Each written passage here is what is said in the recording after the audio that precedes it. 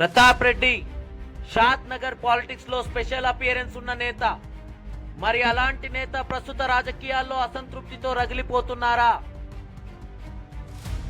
Power politics లో powerless politician గా మిగిలిపోయానే అని లోపల మదన పడుతున్నారా?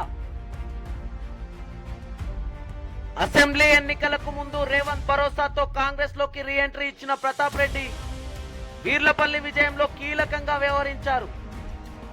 కాంగ్రెస్ కంచుకోట షాద్నగర్ లో అస్తానికి పూర్వ వైభవం తేవడంలో గ్రాండ్ సక్సెస్ అయ్యారు. మరి అంతలా గ్రౌండ్ లెవెల్లో పార్టీని లీడ్ చేసి వర్కౌట్ చేసిన మాజీ ఎమ్మెల్యేకు ఎన్నికల ముందు అధికారానికై ఆరాటపడిన రేవంత్ ఎలాంటి హామీ ఇచ్చారు? రాష్ట్రంలో అధికారాన్ని హస్తగతం చేసుకున్న కాంగ్రెస్ పార్టీ షాద్ నగర్ అసెంబ్లీ సెగ్మెంట్ లోనూ సత్తా చాటుతూ వీర్లపల్లి శంకర్ విజయబావుట ఎగరవేయడంతో మాజీ ఎమ్మెల్యే ప్రతాప్ రెడ్డి తిరిగి షాద్ నగర్ పాలిటిక్స్ లో క్రియాశీలకంగా మారతారన్న చర్చ జోరందుకుంది. ఇలాంటి పరిణామాల నడుమ ప్రతాప్ రెడ్డితో పాటు ఆయన క్యాడర్ సైతం రేవంత్ చొరవతో తమ నేతకు సముచిత స్థానం దక్కుతుందని అంతా భావించారు.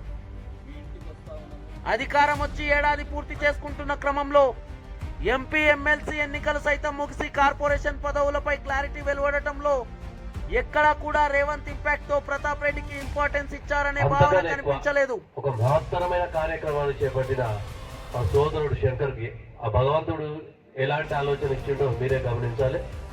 విద్య మీద అంత ఆసక్తి చూపించి గవర్నమెంట్ స్కూళ్ళు, గవర్నమెంట్ విద్యా సంస్థలన్నీ కూడా బలంగా తయారు చేయాలనే ముఖ్య ఉద్దేశం. నిజంగా చెప్తా ఉన్నా, చాలా తక్కువ మందికి వస్తుంది ఈ ఐడియా. దీంతో రేవంత్ అంతరంగాన్ని, ఆయన సంధించిన వ్యూహంలోని లోతైన మర్మాన్ని గుర్తించలేక మదన పడుతూ ప్రజాక్షేత్రంలో ఆచితూచి అడుగులు వేస్తున్నారనే భావన నియోజకవర్గ వ్యాప్తంగా చక్కర్లు కొడుతుంది.